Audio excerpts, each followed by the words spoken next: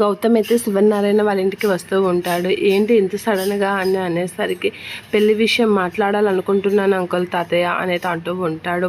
మీ అమ్మ నాన్న కూడా వచ్చారా అని అడిగేసరికి లేదు నేనే వచ్చాను అని చెప్పేసి అంటూ ఉంటాడు. జ్యోత్స్నారా అని అనేసరికి జ్యోత్స్న పారిజాతం మీద కిందకి వస్తూ ఉంటారు. జ్యోత్స్న కరెక్ట్ టైంలో ఇది అంతా ఆడింది నేను కాదు జ్యోత్స్న, నేను ఆట తీరు మార్చాను, నీకు కొంచెం అర్థం అవడానికి టైం పడుతుందిలే అని చెప్పేసి కార్తీక్ అయితే అక్కడ క్యారెట్ తింటూ ఎటకారంగా నిల్చుంటూ ఉంటాడు. ఇక జ్యోత్స్న వీళ్ళందరూ అయితే ఇచ్చేసేసరికి ఇక మీ అమ్మ నాన్న కూడా వచ్చి పెళ్లి గురించి మాట్లాడితే బాగుంటుంది కదా అని అంటూ ఉంటారు. ఇక సుమిత్ర వస్తూ ఉంటుంది. సుమిత్రకి అయితే నమస్కారం చేస్తూ ఉంటాడు.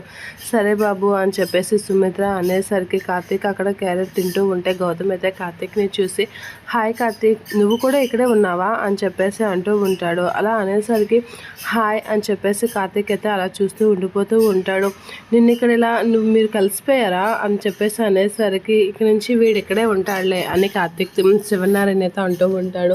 శివనారాయణ అలా అనేసరికి జ్యోత్స్న అయితే అలా చూస్తూ ఉంటుంది. ఇక కార్తీక్ వీళ్ళందరూ కూర్చునేసరికి శివనారాయణ అయితే ఇక పెళ్లి గురించి మాట్లాడదామా, అమ్మ నాన్న వాళ్ళు వచ్చేస్తే చక్కగా మాట్లాడుకుందాం కదా అని చెప్పేసి శివనారాయణ అనేసరికి మీరు నా గురించి నమ్మరనే అర్థమయ్యి ఒకసారి పెళ్ళి అనుకుని ఆగిపోయాక రిలేటివ్స్ ఎలా మాట్లాడుకుంటారో నాకు తెలుసు, మీకు కూడా తెలుసు కదా అంకుల్, అందుకే వాళ్ళ గురించి కాకుండా మన గురించి ఆలోచించి పెళ్లి గురించి మాట్లాడదామని అంటే అమ్మ నాన్నలు కొద్ది రోజులు ఆగు అని అనేసారు, అందుకే కొద్ది రోజులు ఆగాల్సి వచ్చింది, ఇంకా ఆగితే బాగోదు కదా అని చెప్పేసి వచ్చాను. మీరు నా గురించి నా బిహేవియర్ గురించి నమ్మకం మీకు ఉందని తెలిసి నేను మాట్లాడడానికి వచ్చాను అని కార్తీక్ గౌతమ్ అయితే అంటూ ఉంటాడు. జ్యోత్స్న అయితే అలా చూస్తూ ఉంటుంది. నిజంగా మంచి 420 గాడిని పట్టింది జ్యోత్స్న అని అయితే కార్తీక్ అనుకుంటూ ఉంటాడు. ఇక అక్కడే ఉన్న కార్తీక్ అయితే అలా చూస్తూ ఉంటాడు. దసరా అయితే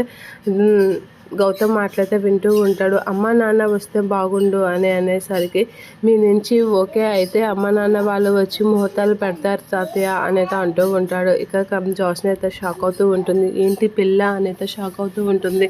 వీడికి ఎలా అయినా దీపతో అవమానం జరిపించాలని చెప్పేసి రాణి దీపకి కాఫీ తెమ్మని చెప్పు, వీడిని చూస్తే అసలు ఊరుకోదు అది అని చెప్పేసి అంటూ ఉంటాడండి జ్యోత్స్న. అలా అనేసరికి కార్తీక్ అలా చూస్తున్నావేంటి, కాఫీ తెమ్మని చెప్పు, చుట్టాలకి మర్యాద చేయాలి కదా అని అనేసరికి అదేంటిది కార్తీక్కి సారీ కాఫీ తెమ్మని చెప్తున్నారు అని అంటూ ఉంటాడు. పనోడే కదా అని అంటే పనోడా అంటే కాదు మనోడు అన్నాను బాబు, ఒక పనోడు కాదు అని అనేసి పారిజాతం మీద కవర్ చేస్తూ ఉంటుంది. పారిజాతం వైపు శివనారాయణ అయితే సీరియస్